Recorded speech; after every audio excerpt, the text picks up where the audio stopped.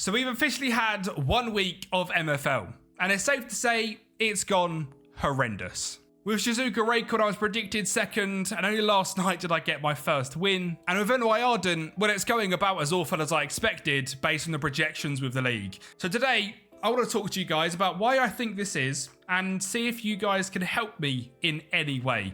But first up, let's get into the review of our first week on MFL. Now, despite getting battered week in, week out, I have still absolutely loved playing MFL, and I'm still addicted to it as I was on day one, despite only just getting my first win. That first win felt incredible, and I feel like maybe it's going to be the start of something beautiful. If you guys want to join in this MFL journey as well, there's a link on screen right now and link in the description where you can help out support me by going on the referral code. And for me, I get a free player, and you guys get a free player as well if you want to go into the store and buy a club pack or the 2 starter packs and a club pack, whatever you decide to do. Once you spend $25, you end up earning up the referral, so you get that free player, and of course you help support me out massively as well. Now we need to talk because it's been a difficult week. I would say that. Now with Shizuka Reikon is the team that I concentrate on. This is the team which should be finishing in and around the 2nd and 3rd place. We were predicted in this, but top 3 battles here, just behind Trust the Process, who obviously is one of the better well-known managers in MFL with like a lot of clubs and a lot of players.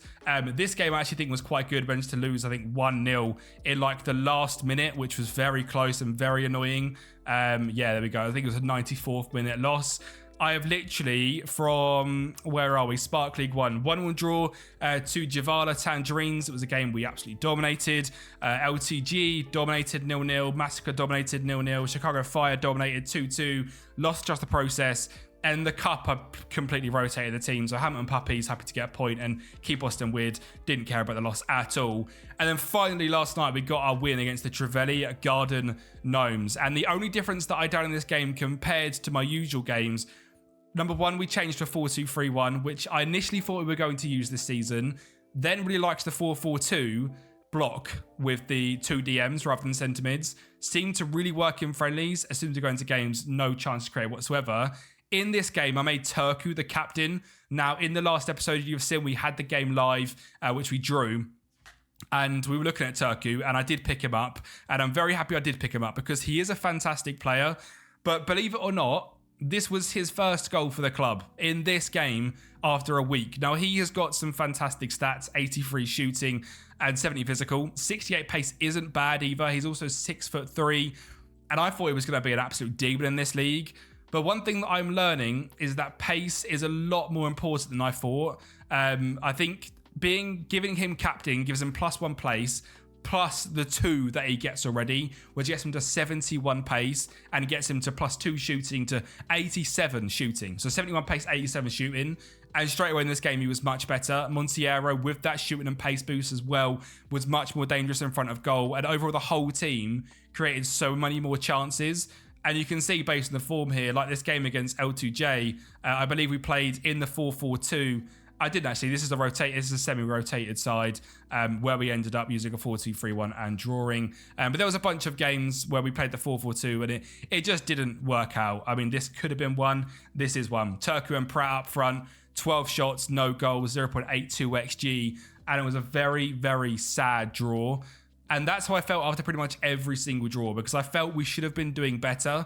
Now, the one thing that I will say is I think I have managed the fitness really well of the team. Los CU is on 94, Turku on 95, so I don't need to rotate for another 2 games.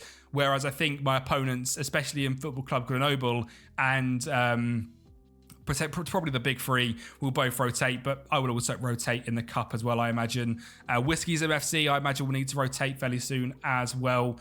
They are a team which are currently sitting 2nd in the league and do have some really good players, most notably a centre-back that's 80 rated and dropped a 7.7 so far. But other than that, it's not as strong of a side. I think we've actually got the better, more well-rounded side. So I'll be interested to see what we can do against them tomorrow. They've lost their last 2 games. And based on based on their fitness, they are in major need of rotation. This might be a guy that isn't actually playing the game that much and has locked in a team and hasn't come back because he hasn't rotated his team once.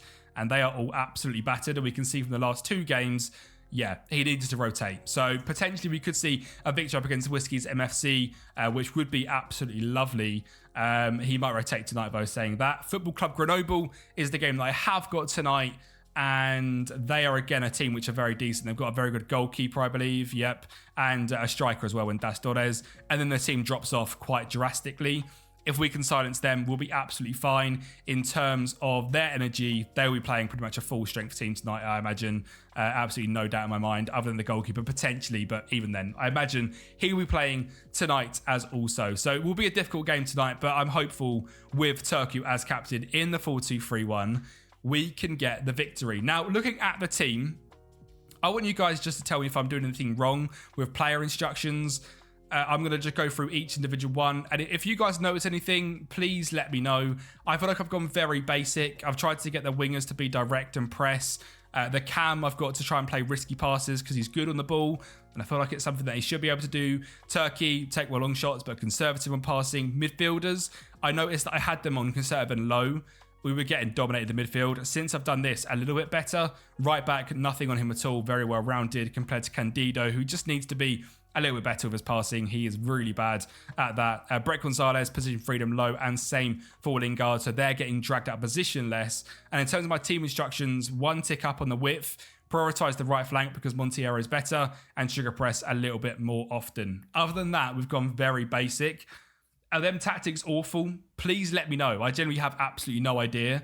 And that's sort of what I'm hoping. I'm going to save that now as this 4-2-3-1 because I really don't want to lose it because it's finally started working for me. This was my 4-4-2 in the block.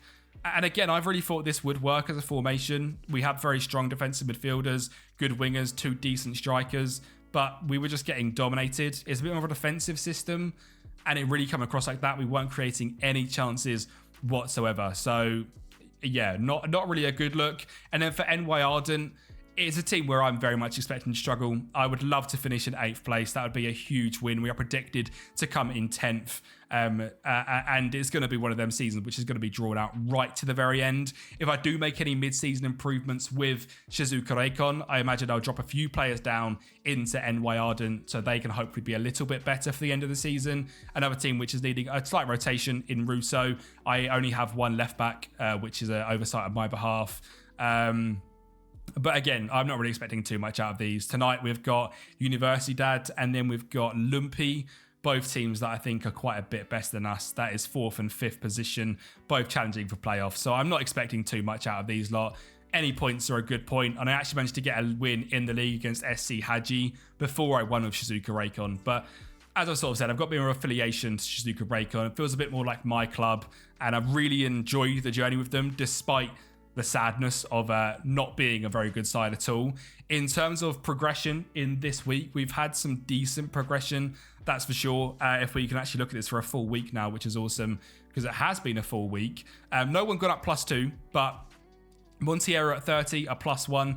Lingard, a +1 and a tier break. Same goes for T-Bolt. Really good for both of them. T-Bolt, a loanee back out at Laval Academy. How I'd love to have him in the team right now. When I purchased him, he was already out on loan. I didn't see, which is annoying. Plotnikov has also tier break, which is awesome to see. +1 in defending. Zekna, the 19-year-old, has got up +1 and +2 in passing. And that's really important because that's the main stat I need him to improve in, passing and defensive as a DM. He has also got a red card for this next game, which isn't great. Salgado +1, Bobby Patel +1, and Norton +1. William Kemp, the loanee that's out at Gruely, has got on +1 in pace, which is good. +1 passing for Pratt, +1 shooting for Estevez. One player I am a bit disappointed by is Victorio Andrade. Last season, obviously only joined the game last season, he progressed so well. Starting off as a 51, got +3 straight away. And then this season, despite playing pretty much every game, is doing absolutely nothing, which is a real shame. I would imagine it's sort of, thriving in training, perfect environment for his progression, getting nothing out of him. Now, he's not playing very well at all. 5.7 average rating, really below par. Hopefully he sort of progresses, and we'll have to see with him. I really hope he does. But mainly I want to speak to you guys this specific week, after my first week. Number 1, say I'm absolutely loving it. Number 2, what am I doing wrong? If you have any hints and tips about, am I right about pace? Is my tactics awful? Please let me know, because I'd really, really appreciate it. The last one we'll touch on is Davies, because I know there are people that are interested in what he is doing. He has had some lovely progression this week as well, and especially in some of the big boy players, Mario Cook and Christensen both going up +1s. And then in terms of his league, there'll be absolutely no surprise to anyone that he is winning his league. He is 5 games, 1 draw, 0 losses. He is by far the best team in this league, but very interesting, very similar to me. His big striker with good finishing and low pace is only scored 1 goal. So I wonder if when we communicating about it, if that is a real big thing. Pace is a lot more important than shooting, and if it is, then it's something we both certainly need to look into. For him, he has got a midfielder in Lemaitre, I believe his name is here. Looking at his performance, if we sort this by goals, he's got 8 goals in 6 games, but his stats don't show like an absolute bagsman, just good dribbling. Very interesting player, and it'll be awesome to see if he can fly up the ratings, because he cost a bit of money and was really, really good. So hopefully we see something from him as well. Let me guys know in the comments down below. Am I correct thinking pace is important? Am I doing the wrong thing using the 4-2-3-1? If you've got any hints and tips on the team that I've got and the formation I should be using, please let me know. And of course, make sure you smash the like button and subscribe to the channel. Already up over 60 subs is mental. So a massive thank you to everyone that has supported so far. And I'll speak to you guys next week.